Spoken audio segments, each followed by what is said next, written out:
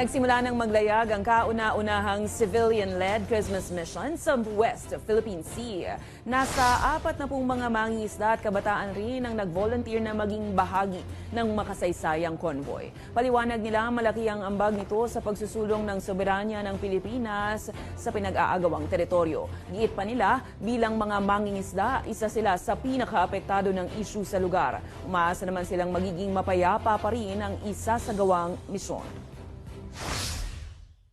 Isa po kami sa apektado ng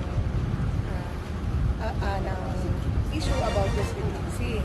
As nangingisda po ako at ako rin yung presidente ng aming samahan,